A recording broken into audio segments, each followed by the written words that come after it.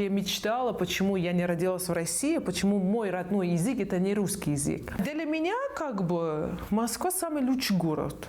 Я не знаю, верите или нет, но я считаю, что это была судьба.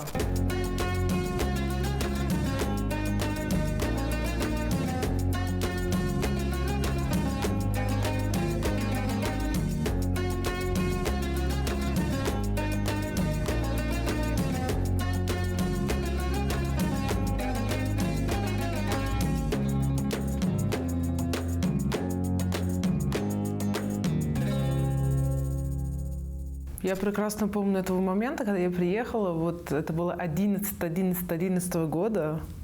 Да, чудесная дата для меня. И тот день как раз было минус 10, по-моему, градусов. И я человек, который никогда не видел меньше 0 градусов, увидеть минус 10, это, конечно, было для меня просто шок.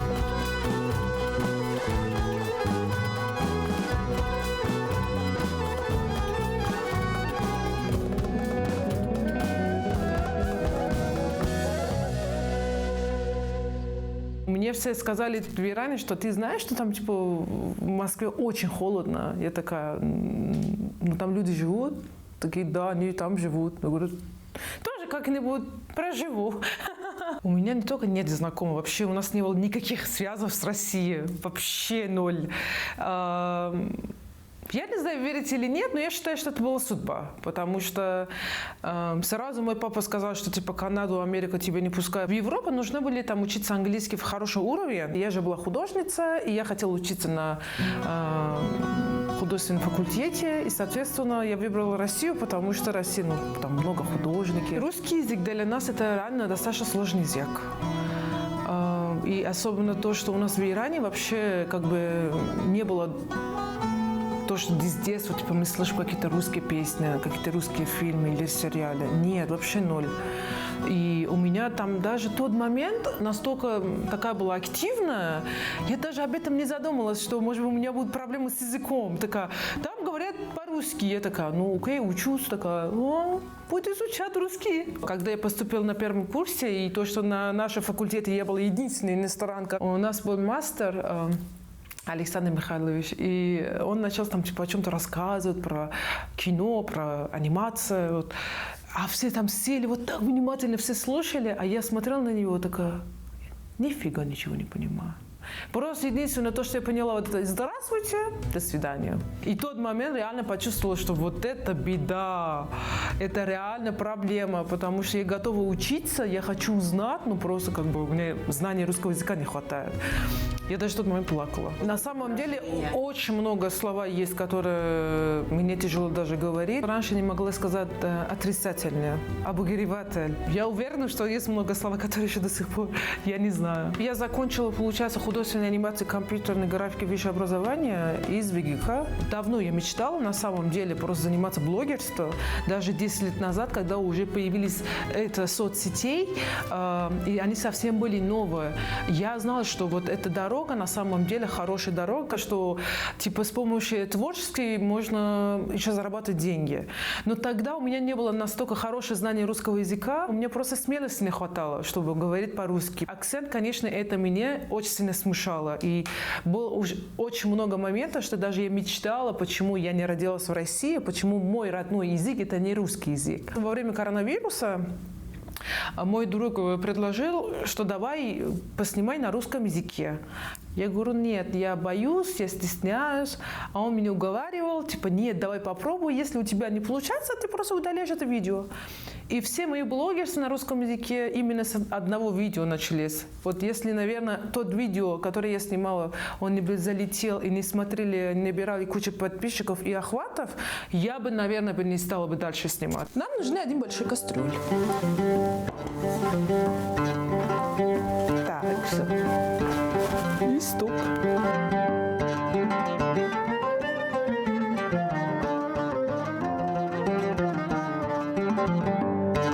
Я поняла, что да, я началась его дорога. И всем стало интересно как раз тот акцент, который меня очень много лет смущало. И то, что я всегда мечтала, что типа надо было разговаривать без акцента, и даже очень сильно я старалась.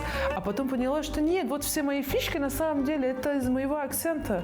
Люди даже увидят сейчас меня на улице, может быть, по внешности, они думают, что типа я знакомая, но они как бы не могут понять, откуда. А когда я начинаю говорить, они такие: ой, мы тебя знаем, мы тебя видели в этом блоге, вот ты фудблогер. Когда мы вместе приготовим котлеты из кабачков. Давайте вместе сварим борщ. Все про меня. Вкусно, я еще хочу. То, что целеустремленная, я всегда была такая, потому что как бы это характер от папы.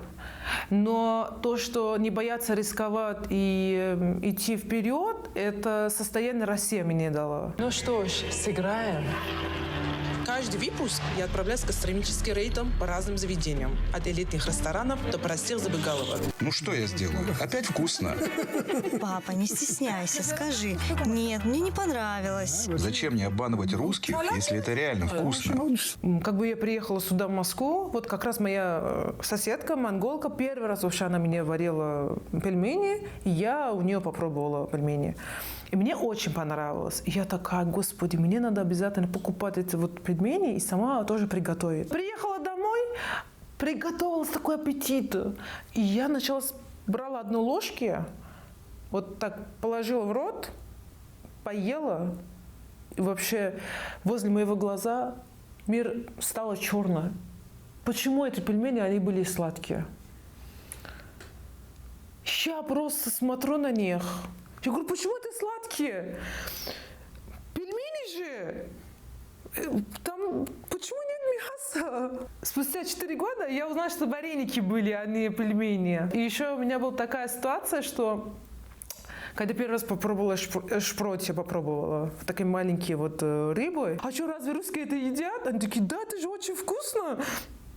Я такая: господи, воняет, как вы это едите? Шутки шутками, да, но мне русская кухня очень сильно нравится. Она такая простая кухня, и особенно вот всякие супы, которые есть в русской кухне, мне очень нравятся. Они прям вот зимой прям то, что надо. Вот обожаю. Вот оливье просто обожаю. Пельмени, конечно, для меня вот сердечки прям.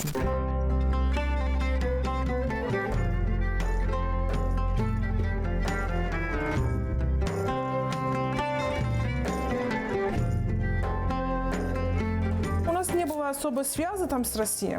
И в России очень мало информации было об Иране. Я когда приехала, они часто меня даже путали, и наши кухни даже припутали с индийской кухней. Но с помощью моего блога действительно люди начали узнать больше об Иране. Иранцы очень много заморачиваются к блюдам. Они начинают 3 часа, 4 часа готовить блюда.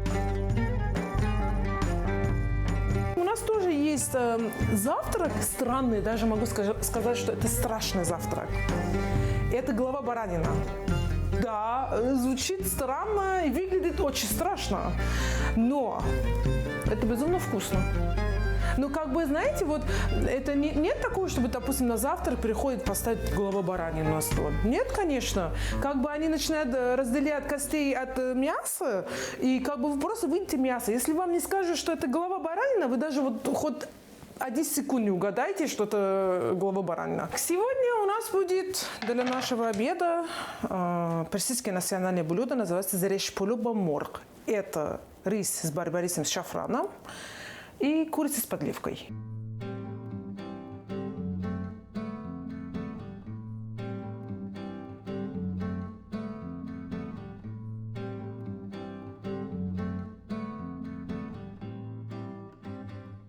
Наше национальное блюдо уже готово. Всем приятного аппетита. Я всегда так вкусно делаю. Это оказывается, что это вообще реально мое дело. Я настоящий фудблогер.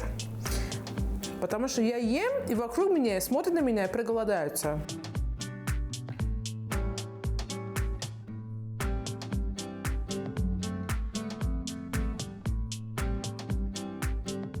Мне вот прикол в том, что мне каждый русский мне задавали вопрос: а почему Россия? Почему в Москве? Я говорю: подождите, как я живу в Москве, а где же я могу так жить?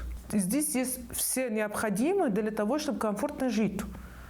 А там в сам Париж даже не было. Даже в Германии я это не видела. Я не видела Швейцария.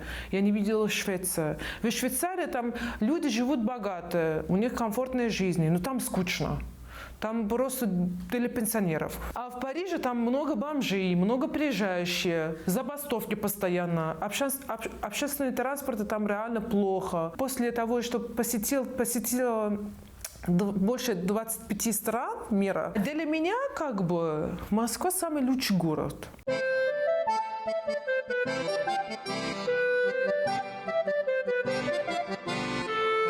Я живу в Красногорске, мне безумно нравится этот район. И еще очень ближе к Москве, можно очень удобно добраться. У нас, короче, 4. Вот родители, и я, и младший брат, который на 7 лет он младше меня. Моего брата зовут Дали. Он учится на экономический факультет. Ему 22 года. И в моего блогерства как бы он подрабатывает себя и набирает опыт. И помогает мне как оператор. Сейчас мы находимся в ресторане, будем снимать обзоры.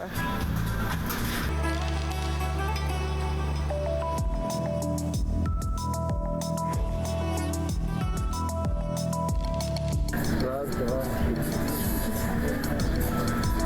Сегодня попробую пиццу разных вкусов.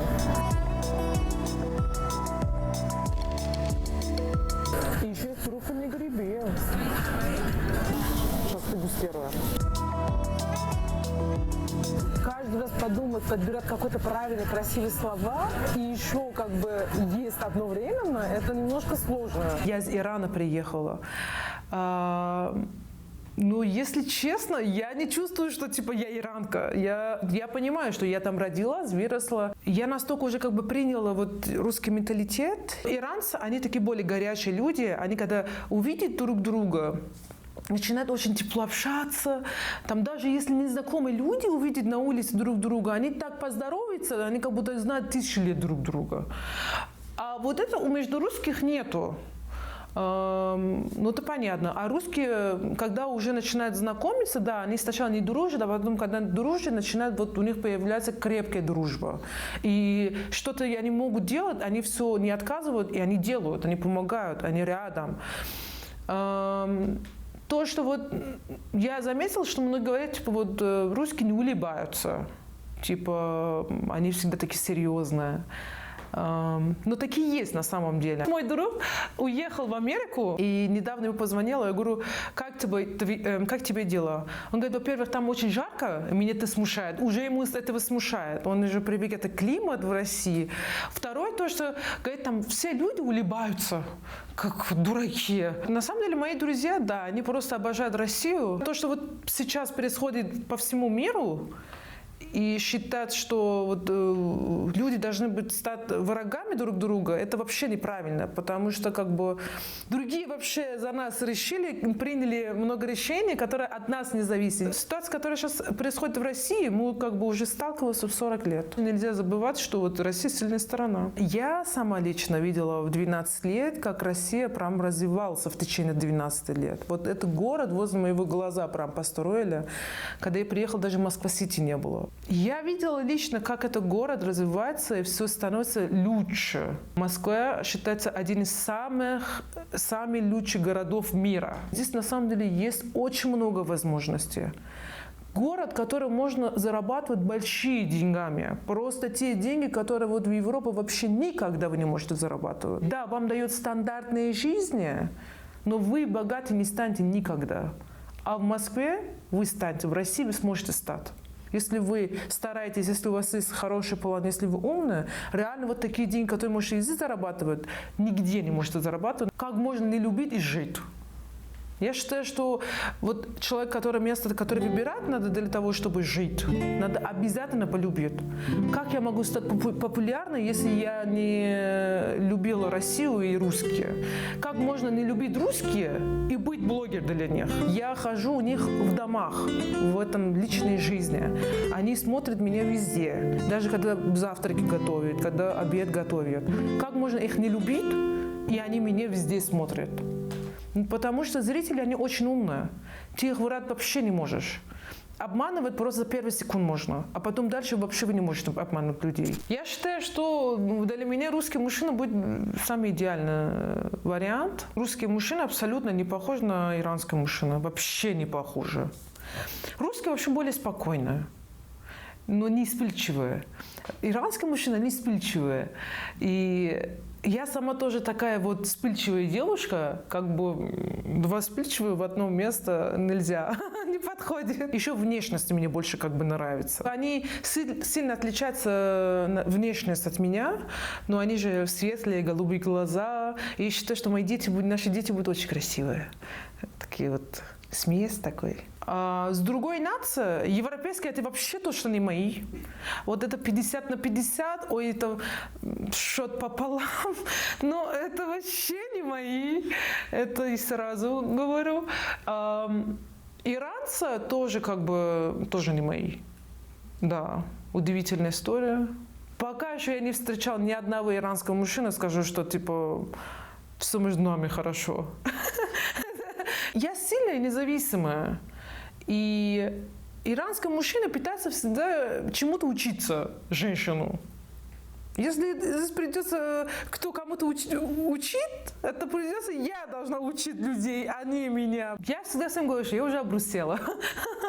Потому что я уже 17 лет живу в Москве. Даже вот русские шутки больше я понимаю, чем иранские шутки. Больше я принимала русские менталитеты, чем иранские менталитеты. Мне работать и общаться с русским намного для меня проще, чем иранца. И это реально удивительно, что как можно так измениться все это. Через 5 лет мне будет 34 года. Ну, конечно, хотела бы иметь уже семья для себя, развиваться в блогерство, своего личного бренда. Я пока Шакурова Москва пока не нашла места, которое можно все это реализовать. Россия, я люблю тебя.